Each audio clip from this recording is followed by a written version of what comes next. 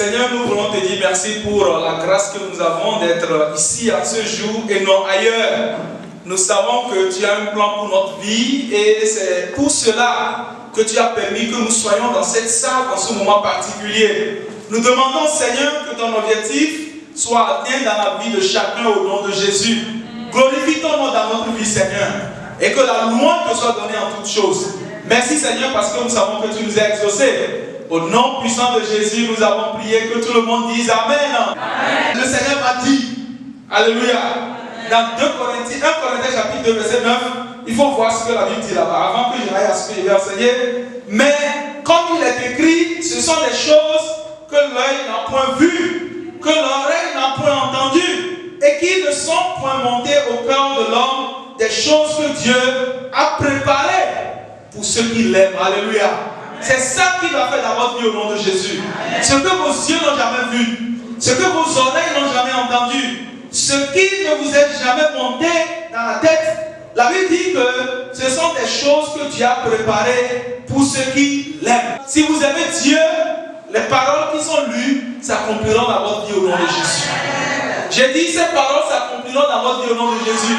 Ce que vous n'avez même pas imaginé, c'est pas moi qui le dis. C'est pas moi qui le dis, c'est l'apôtre qui le dit. À travers l'inspiration de cet esprit, comme il est écrit, ce sont des choses que l'œil n'a point vues. Ce qu'on appelle miracle. Ce que l'œil n'a point vu. Et la Bible dit que l'oreille n'a point entendu. Et qu'ils ne sont point montés au cœur de l'homme. Ce que tu n'imagines même pas. La prééminence de la prière. Faites en tout temps. Toutes sortes de prières. Alléluia. On avait parlé de la prière qui doit être faite en tout temps. Et également, on a parlé des sortes de prières, de la diversité. Amen. Faites en tout temps. Ça veut dire que je sois dans la joie ou que je souffre, que ce soit le matin ou le soir, que ce soit pendant la saison pluvieuse ou la saison sèche, à n'importe quel moment, faites en tout temps. Et je crois que vous êtes en train de prier, chacun pour soi. Même ceux qui ne prient pas, je vais encore parler de la prière aujourd'hui. Et vous allez prier au nom de Jésus. Aujourd'hui, je parle du privilège, le privilège et la puissance de la prière. Le privilège et la puissance de la prière. Vous avez la puissance au nom de Jésus. Je dis, vous avez la puissance au nom de Jésus. La Bible dit, vous recevrez une puissance. Acte chapitre 1, verset 8. Alléluia. Vous recevrez quoi? Une puissance. Le Saint-Esprit surviendra sur vous. Alléluia. Le Saint-Esprit va vous donner une puissance au nom de Jésus. Le privilège et la puissance de la prière. Si nous pouvons prier, c'est un privilège que nous avons. Les gens ne connaissent pas ce secret. Ils ne savent pas. Quand ils ont des problèmes, ils vont se tuer. Quand ils ont des problèmes, ils vont vers des gens. Quand ils ont des problèmes, ils vont vers les marabouts, les charlatans. Ils n'ont pas ce privilège. Mais nous avons le privilège de prier. Alléluia. Et nous avons aussi le privilège de connaître la puissance qui réside dans la prière. Nous avons connu le pouvoir qui réside dans les paroles qui sortent de notre bouche avec la puissance qui les accompagne. La Bible dit, quand vous direz à cette montagne, transporte-toi d'ici là. C'est une puissance qui peut dire à une montagne de se déplacer. La montagne ne se déplace pas. Alléluia.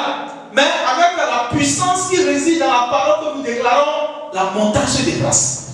C'est une puissance. Le privilège et la puissance de la prière. Nous allons illustrer notre passage, notre thème, avec un passage de la Bible dans Jacques chapitre 5, le verset 13 au verset 18. Tournez vos Bibles, s'il vous plaît, que tout le monde ouvre sa Bible. Soyez à la page. Jacques chapitre 5, le verset 13 au verset 18. Verset 13. Quelqu'un parmi vous est-il dans la souffrance? Qu'il fasse quoi? Qu'il prie. Quelqu'un est-il dans la joie? Qu'il fasse quoi? Qu'il chante des cantiques. Quelqu'un parmi vous est-il malade? Qu'il appelle les anciens de l'église et que les anciens prient pour lui. Que les anciens ne se lamentent pas pour lui, mais qu'ils fassent quoi? Qu'ils prient pour lui. En loignant Dieu au nom du Seigneur. Verset 15. La prière de la foi sauvera le malade et le Seigneur le relèvera. Et s'il a commis des péchés, il lui sera pardonné. Confessez donc vos péchés les uns aux autres et priez les uns pour les autres afin que vous soyez guéris. Il y a la guérison dans cette salle au nom de Jésus. Amen. La guérison des maladies physiques, la guérison des maladies spirituelles, la guérison des maladies psychologiques, la guérison des maladies financières. Il y aura la guérison de toutes sortes au nom de Jésus. Amen. Et il dit dans le verset 16 toujours, priez les uns. Non, verset 16. Confessez donc vos péchés les uns aux autres et priez les uns pour les autres afin que vous soyez guéris. La prière fervente du juste a une grande efficacité. Alléluia. Verset 17. Élie était un homme de la même nature que vous. Il pria. Il fit quoi? Il pria avec instance pour qu'il ne plût point. Et il ne tomba point de pluie sur la terre pendant 3 ans et demi. C'est ce que l'œil n'a jamais vu. Alléluia. C'est ce que l'oreille n'a jamais entendu. C'est qu'il n'est jamais monté dans la pensée de l'homme. Mais quand il a prié, parce qu'il sait qu'il avait un privilège et qu'il avait une puissance dans la prière, le ciel a exaucé sa prière. Il n'y a plus de pluie. Verset 18, puis il pria de nouveau. Et le ciel donna la pluie. Et la terre produisit son fruit. Alléluia. Ça veut dire que nous avons donné la vie là où il y a la mort. Amen. À travers notre prière. Quand vous voyez ce passage, chapitre 7, verset 13, 14, 15, 16, 17 et 18, ça fait 6 versets. Et dans ces 6 versets, vous pouvez imaginer le nombre de fois que le mot prière est mentionné. Qui a fait cet exercice en lisant. Mais j'insistais toujours sur prière. C'était pour un objectif. Alléluia. Ça a été mentionné 7 fois dans ce petit passage. Regardez le verset 13. Quelqu'un parmi vous est-il malade? Est-il dans la souffrance? Qu'il fasse quoi? Il prie. Verset 14, la deuxième partie. Et que les anciens prient pour lui. Ça fait la deuxième fois. Verset 15, la prière de la foi. Verset 16, et prier les uns pour les autres. Verset 16, deuxième partie, la prière fervente du juste a une grande efficacité. Verset 17, Élie était de la même essence, de la même nature que nous. Il pria. Ça c'est 6e ça. 7e, verset 18, puis il pria de nouveau. Ça fait 7 fois que le mot prière est mentionné ici. Cela nous montre clairement que la prière est essentielle. Numéro 1. Numéro 2, la prière est indispensable dans la vie de tout croyant. J'ai dit quoi? La prière est essentielle dans la vie de tout croyant et la prière est indispensable dans la vie de tout croyant. Si nous sommes des croyants, nous ne pouvons pas ne pas prier. Alléluia. On ne peut pas dire qu'on est croyant, on est chrétien et on ne prie pas. Parce que la prière est un style de vie. Rappelez-vous, je vous avais dit la fois passée, que nous ne prions pas parce que nous avons forcément des besoins, mais nous prions parce que nous devons prier. Alléluia. Nous prions parce que nous devons prier.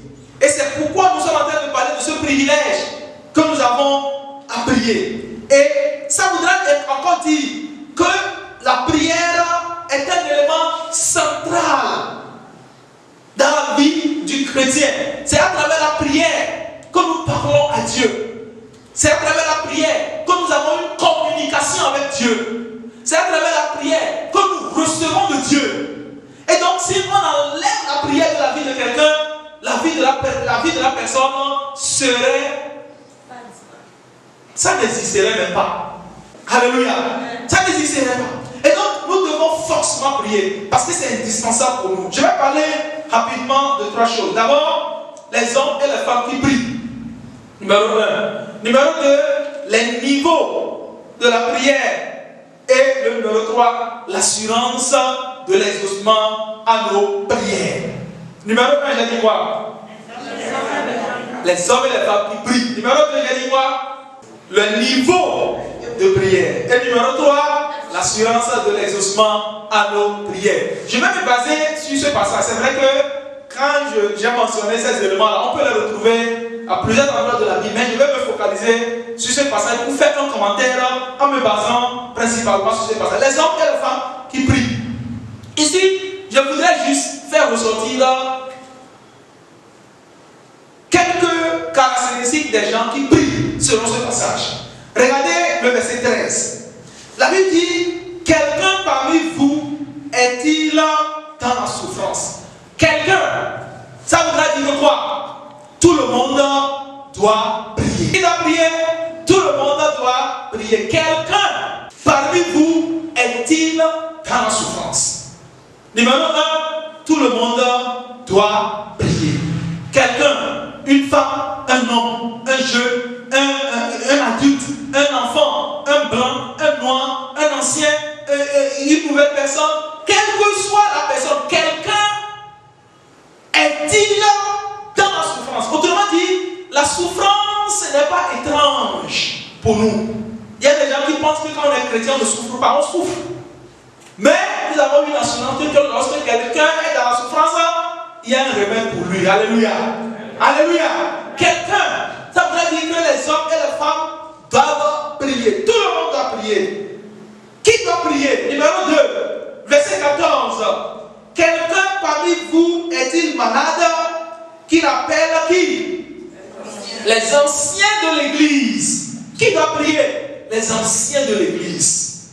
Les anciens de l'église. Ce sont des personnes expérimentées. Ce sont des personnes dignes de confiance. Ce sont des personnes en qui on peut avoir confiance. Ce sont des personnes responsables. Dans votre famille, vous êtes les anciens de votre famille. Alléluia. Vous devez prier dans votre famille.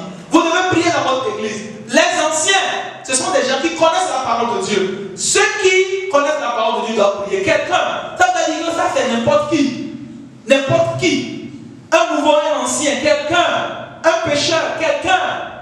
N'importe qui, il est dans ce quelqu'un. Mais ici, on parle des anciens. Ce sont des gens qui sont dans l'église. Ce sont des gens qui connaissent la parole. Ce sont des gens qui sont expérimentés. Ils doivent prier. Numéro 2. Numéro 3. Qui doit prier? Le verset 16, la première partie. Confessez donc vos péchés les uns aux autres et priez les uns pour les autres. Qui doit prier? Les frères doivent prier les uns pour les autres. Alléluia. Nous sommes à Christian Fellowship. Nous sommes dans la communion. Et quand on parle de la communion, c'est ça qui doit exister. La prière les uns pour les autres. Alléluia. Quelqu'un est-il malade? Il prie. Est-il souffrant? Il prie. Les anciens prient. Et les frères prient les uns pour les autres. Alléluia. Numéro 4. Numéro 4, verset 16. La deuxième partie. Il dit la prière fervente de qui? Du juste a une grande efficacité. Ça voudrait dire qui doit prier là-bas? Le juste. Alléluia. Le juste doit prier. Quelqu'un, un pécheur, n'importe qui, prie. Les anciens prient. Ça veut dire qu'eux, ils ont un rôle à jouer. Les uns pour les autres, ils prient. Et le juste également prie. Ça veut dire, quel que soit là où tu te trouves là, tu dois prier. Tu peux être dans le quelqu'un, tu peux être parmi les anciens, tu peux être parmi les uns les autres, et tu peux être juste. Tu dois prier. Qui doit prier? Tout le monde doit prier. Numéro 2 maintenant, les niveaux de prière que nous devons faire. Regardez le verset 13. Quelqu'un parmi vous est-il dans la souffrance? Qu'il prie. Quelqu'un est-il dans la joie? Qu'il chante des cantiques. Ça veut dire que principalement, il y a les deux états qui se retrouvent là-bas. C'est la souffrance ou la joie. La souffrance ou la joie. Mais ce qui est intéressant, c'est que la souffrance vient et la joie vient. Alléluia. Alléluia.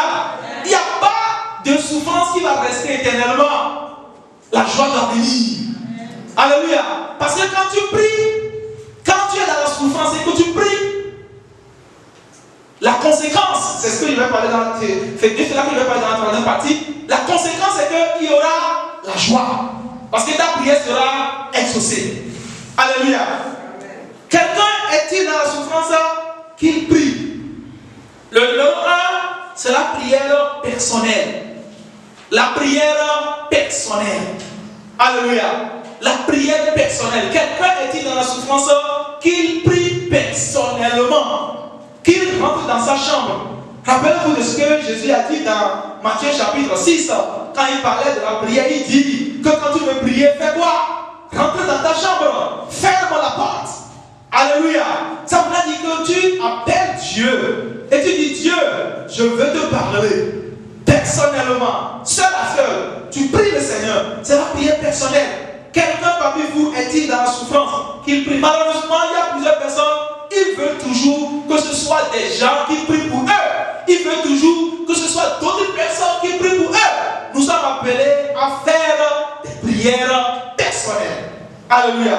Vous rappelez-vous que le jeudi prochain, il y a jeûne prière, n'est-ce pas? Nous allons appliquer tout ce que nous sommes en train d'apprendre dans ce mois. Nous pouvons dire que ce mois, c'est un mois de prière, parce qu'on a parlé beaucoup de prière. Et nous allons appliquer ça le jeudi prochain. Et je prie que tout le monde soit ici. Parce que c'est ce que Dieu va faire. Alléluia.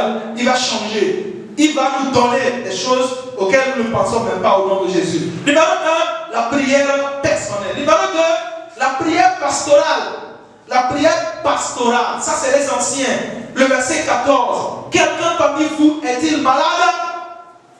Qu'il appelle les anciens de l'église. Alléluia. Ça veut dire que c'est un autre niveau de prière. Tu pries toi-même. Mais il y a à certains moments, il faut que tu parles aux anciens. Alléluia. Il faut que tu parles au pasteur. Il faut que tu parles aux responsables. Parce que toi, ton niveau est différent de son niveau. Alléluia. Il dit qu'il parle, quelqu'un parmi vous, verset 14, est-il malade? Qu'il appelle les anciens de l'église. Pas les anciens d'un couvent, pas les anciens d'un hôpital, mais il dit les anciens de l'église. Alléluia. Les anciens de la communauté chrétienne. Parce qu'ils ont quelque chose qui les appelle. Et que les anciens viennent pas pour pleurer pour lui, pour dire, ah, nous avons vraiment pitié de toi, tu souffres beaucoup, oh Seigneur.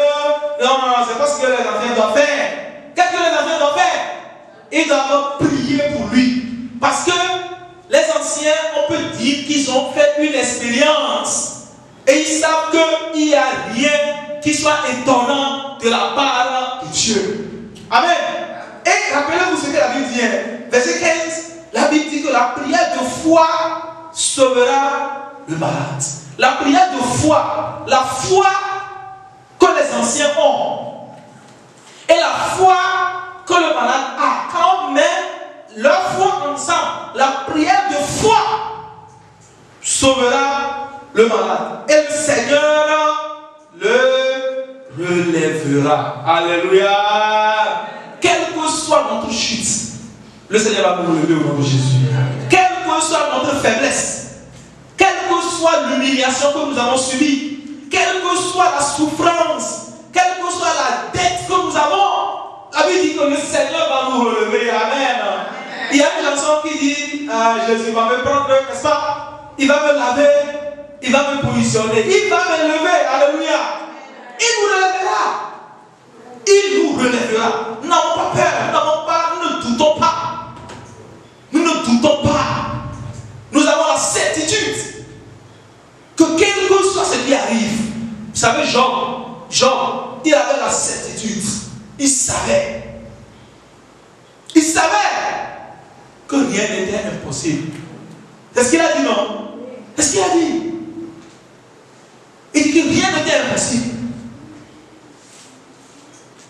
Je reconnais que tu peux et que rien ne t'est impossible. Jean 42. Alléluia. Très important pour nous de savoir que nous avons la prière à faire personnellement et nous avons aussi des anciens avec nous, des hommes de Dieu avec nous, des chrétiens avec nous qui vont prier. Et lorsqu'ils prient, la Bible dit que le Seigneur va nous relever. Amen. Alléluia. Et s'il a commis des péchés, il lui sera pardonné. Parce que quoi?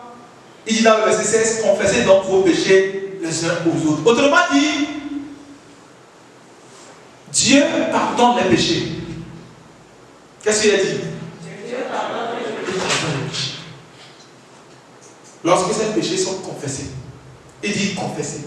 Alléluia. C'est très important de le savoir. Il ne faut pas garder ça, cajoler, camoufler. Il faut confesser ses péchés à Dieu. Alléluia. Alléluia. Dieu va vous aider au nom de Jésus. Numéro 1, il a dit la prière personnelle. Numéro 2, il a dit la prière pastorale. Et maintenant, la prière faite les uns pour les autres. Numéro 3, la prière d'intercession.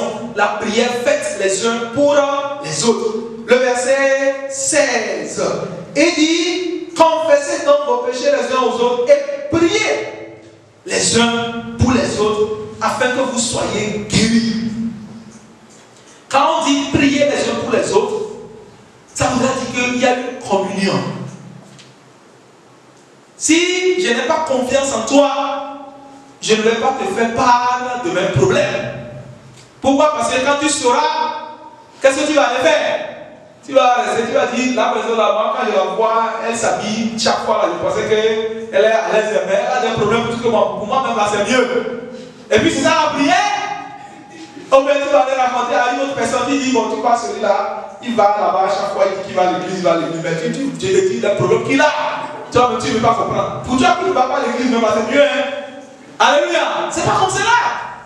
Quand, vous savez, il y a même des gens qui ne peuvent même plus parler de leurs problèmes parce qu'ils ont été déçus. Ils ont dit leurs problèmes à des gens en qui ils ont confiance. Et finalement, ils ont entendu ça sur les toits des raisons. Et ils disent, si c'est comme ça, je préfère rester dans mon cœur pour prier. Non, c'est pas tout le temps qu'il faut rester dans ton coin pour prier. Jésus a dit, Pierre, Satan t'a réclamé pour te crier comme du froment. Il n'a pas dit, Pierre va prier. Il a dit quoi? Mais j'ai prié pour toi. Ça veut dire qu'il y a des moments où il a dit à Pierre, priez, je m'appelle ici. Vous avez compris, non? Mais il y a des moments où il n'a pas dit prier. Moi, je vais aller devant pour prier. Mais il a dit, j'ai prié pour toi. Il y a des prières qu'on doit faire pour nous. Il y a des prières que nous devons nous faire. Qu'est-ce qu'il a dit? Il a dit, il y a des prières qu'on doit faire pour nous. Il y a des prières que nous devons nous faire. Il y a des prières que les uns et les autres, on doit se faire. Alléluia. On doit faire entre nous. Ça veut dire qu'il y a une communion. Mais quand il y a la division, par exemple, parmi nous, on ne peut pas prier les uns pour les autres. Quand il n'y a pas l'attente, quand il n'y a pas l'amour, on ne peut pas prier les uns pour les autres. Mais lorsqu'on sent qu'on est dans la famille, imaginez que tu es avec ton épouse et tes enfants, et tu as un défi quand tu vas. Est-ce que tu as peur de partager ça avec eux? Non. Tu dis, ma femme, tu sais, au service, il y a un problème. On va prier. On prie. Parce que tu sais, il doit y avoir cette communion en nous au point où nous nous sentirons dans la force et dans la tranquillité quand nous allons partager nos problèmes. Imagine qu'on dise de suite qu'on va prier. Est-ce que quelqu'un a un problème?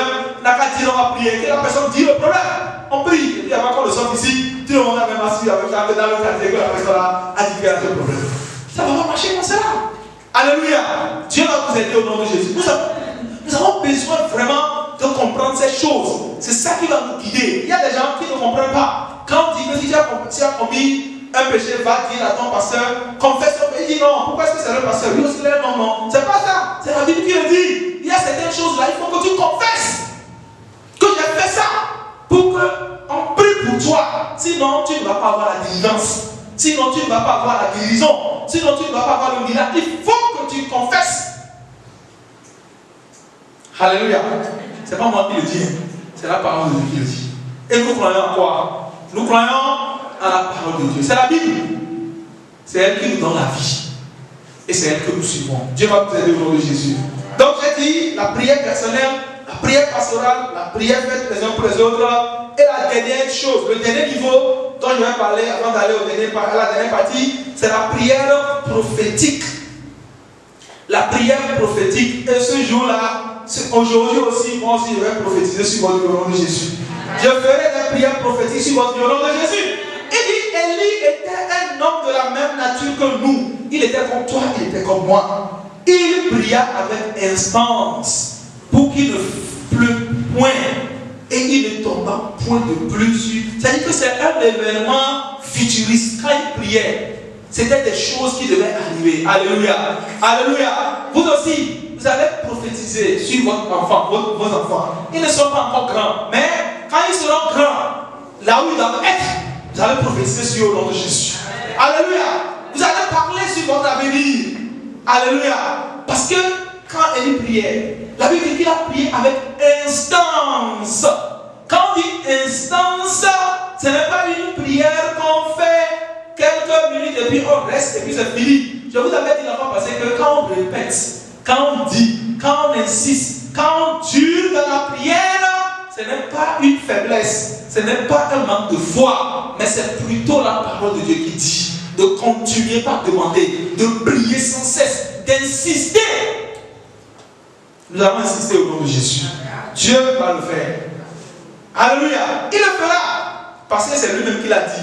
Il ne ment pas. La dernière partie, l'assurance. Et donc, après cela, quand il a fait le négatif, là, il a encore fait le positif. La Bible dit qu'il priait encore dans le verset 18. Il pria de nouveau et le ciel donna la pluie. Amen. Le ciel a donné la pluie. Là où c'était fermé, les portes étaient fermées. Quand vous allez prier, les portes vont s'ouvrir au nom de Jésus. Là où c'était difficile pour d'autres personnes, quand vous allez prier, le Seigneur va vous exaucer au nom de Jésus. L'assurance de l'exaucement à notre prière. C'est ce que j'avais dit dans la deuxième partie de verset 13, Jacques, chapitre 5, le verset 13. Quelqu'un est-il dans la joie qu'il chante des cantiques? Les deux mots, la joie et les cantiques, sont le reflet de l'exaucement à nos prières. Alléluia. Le problème, c'est la maladie. C'est ça qui a été ici. Le problème, c'est la souffrance. Mais l'exaucement, c'est la joie. L'exaucement, c'est les cantiques. Amen. L'exaucement, c'est la joie. L'exaucement, c'est la cantique, les cantiques. Vous avez chanté, il y a des gens qui ne chantent même pas les cantiques. Je ne sais même pas la dernière fois que vous avez chanté des cantiques. Hein? Parce qu'il n'y a pas de joie dans leur cœur. Quand on le voit, c'est le chagrin. Le chagrin, ça c'est... Si quelqu'un est dit dans la souffrance, ça c'est la première partie. Alléluia. Mais il faut la joie. Parce que notre Dieu exauce nos prières. Amen. La joie, quelqu'un est dit dans la joie qu'il chante des cantiques. Parce que quoi? C'est ça qui exprime notre reconnaissance avec Dieu. Je parle de notre assurance que nous avons lorsque nous prions. Je vais lire quelques versets rapidement et puis nous allons prier le Seigneur. Et ça sera la fin pour aujourd'hui. Matthieu, chapitre 7, verset 7 au verset 11. Un verset que vous connaissez très bien parce qu'il y a déjà même un famusant. Ici ça, verset 7. Demandez et l'on fera quoi? Et l'on vous cherchez et vous trouverez. Frappez et l'on vous ouvrira. Verset 8. Car quiconque demande reçoit. Celui qui cherche trouve. Et l'on ouvre à celui qui frappe. Lequel de vous donnera une pierre à son fils s'il lui demande du pain?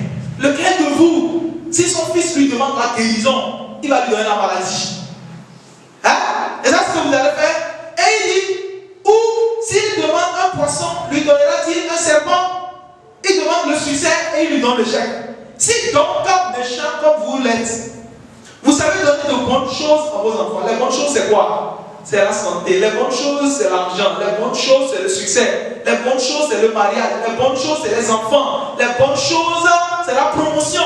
Si donc, méchant comme vous l'êtes, vous savez donner de bonnes choses à vos enfants, à combien plus forte raison, votre Père qui est dans les cieux donnera-t-il de bonnes choses? dit les bonnes choses, non? Donnera dit de bonnes choses à ceux qui les lui demandent. Dieu a de bonnes choses. Il attend seulement que tu lui demandes. Alléluia. Alléluia. Il a de très bonnes choses. Mais il attend que tu les lui demandes. Il y avait ces garçons, les deux garçons qui étaient là, dans la maison avec le père. Dans Luc chapitre 15, il y avait l'autre qui était tellement mauvais. Même lui savait demander au père. Alléluia. Il a pris les biens de son père, il est parti, il a pris les deux. Quand il est revenu, il a dit, mon père, je te demande pardon. Il a demandé pardon, n'est-ce pas? Et le père lui a fait quoi? Il a dit, vaudra. Et puis le grand qui était là, il se l'a dit, oh mon père, moi j'étais là avec toi. Depuis. Mais tu ne m'as rien donné. Même avec mes amis là, rien. Et puis le père lui a dit, tout ce que j'ai est à toi. Seulement c'est que tu n'as jamais demandé, n'est-ce pas? Tu n'as jamais demandé. Il dit, il donnera de bonnes choses à ceux qui les lui demandent. J'ai parlé de quoi? Du privilège et de la puissance de la prière. Quand tu demandes à Dieu, tu as un privilège parce que tu recevras quoi? Non, c'est pas la réponse. C'est qu'on a dit ici. Les bonnes choses. Alléluia. Si vous recevez maintenant, vous-même la prenez votre panier et mettez tout ce que vous pensez de bonnes choses. Je ne sais même pas, ça va être bon pour moi, peut-être ne pas être bon pour vous. Vous avez compris, non? Moi, mon bon, alléluia. Chacun a son bon. Chacun a ses bonnes choses. Et les bonnes choses que vous voulez là, vous allez demander ça à Dieu. Et Dieu va vous laisser au nom de Jésus. Dieu va vous laisser au nom de Jésus. Nous avons une assurance. Nous avons l'assurance que Dieu exauce nos prières. C'est pourquoi nous prions. Alléluia. La prière change tout. J'ai dit quoi? Ça change tout. Ça change l'atmosphère. Quand il y a la souffrance et l'atmosphère est sombre, quand il y a la prière, il y a la joie et ça devient clair en même temps. Amen. Parce que c'est la prière qui change ça. Et je vais lire, j'ai quelques versets à lire, mais on va prier, on va passer le reste du temps dans la prière. Nous avons lu Jean chapitre 14, le verset 13 et le verset 14. Jean chapitre combien? 14, verset 13 et le verset 14. Et tout ce que vous demanderez en mon nom, je le ferai. C'est Jésus qui parlait. Alléluia. Verset 14.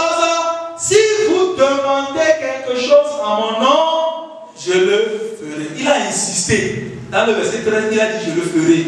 Dans le verset 14, il dit je le ferai.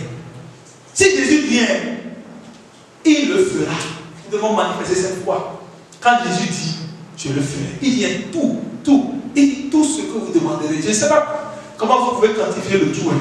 Alléluia. Tout ce que vous demanderez. Un enfant, un emploi, la promotion, le succès. Et je ne sais pas. Tout. La guérison miraculeuse. Alléluia. Dieu est fidèle. Il est fidèle. Dieu guérit. Dieu délivre. Dieu bénit. Dieu élève.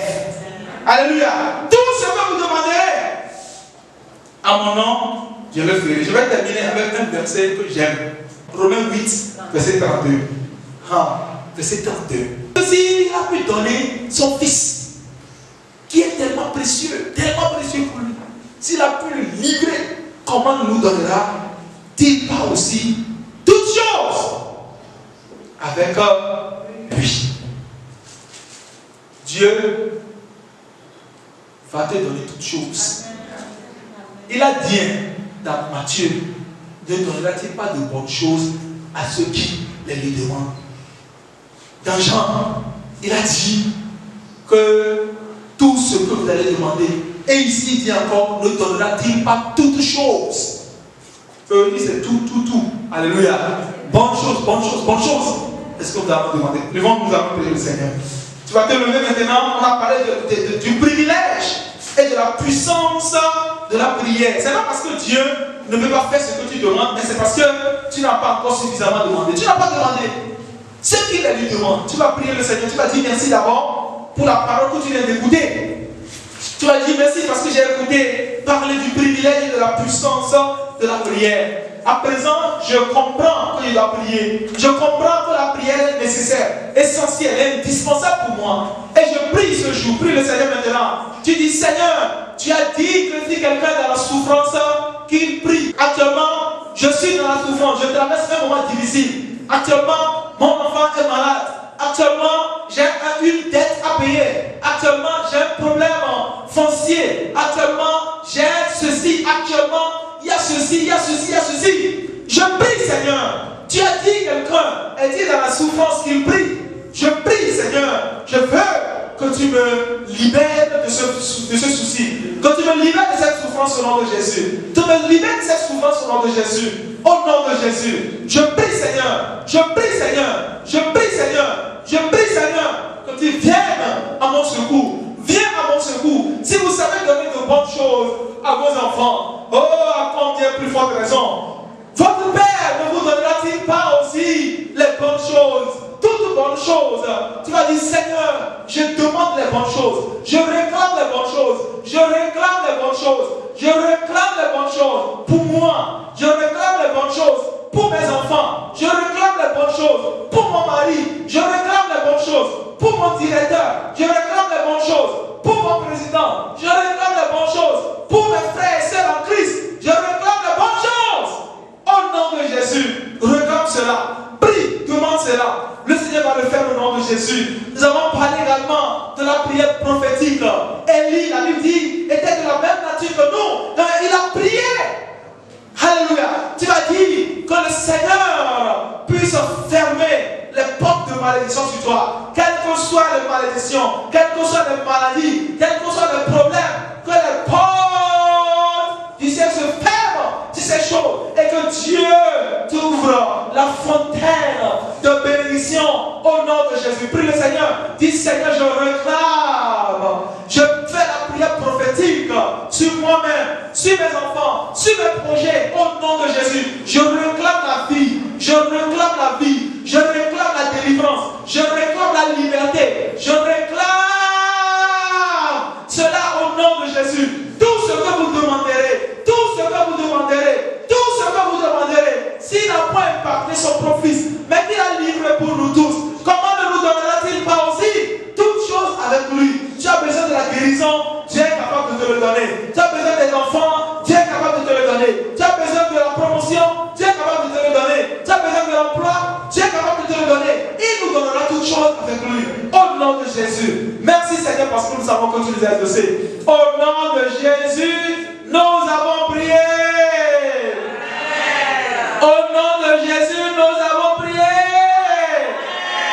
Père Céleste, je te dis merci. Parce que ce midi, je prophétise sur la vie de tes enfants au nom de Jésus. Je réclame la vie là où il y avait la mort au nom de Jésus. Je réclame la joie là où il y avait la souffrance au nom de Jésus. Je réclame, Seigneur, l'élévation là où les gens étaient humiliés au nom de Jésus. Là où les gens étaient dans la bassesse, Seigneur. Je prophétise qu'ils soient élevés au nom de Jésus. Je prophétise, Seigneur, que toutes les bonnes choses dont ils ont besoin sont leur partage au nom de Jésus. Aujourd'hui, demain et pour toujours au nom de Jésus. S'il y a des gens ici, Seigneur, qui ont péché, Seigneur, parce qu'ils ont confessé, Seigneur, guéris-les au nom de Jésus. Pardonne-les au nom de Jésus. Libère-les au nom de Jésus. S'il y a des gens, à cause de leur péché, se sont attirés des malheurs, se sont attirés des esprits, ce midi, avec l'autorité que tu me donnes, je les déclare libérés au nom de Jésus. Merci Seigneur, parce que je sais que tu m'as exaucé. Au nom de Jésus, nous avons prié que tout le monde crie un grand Amen.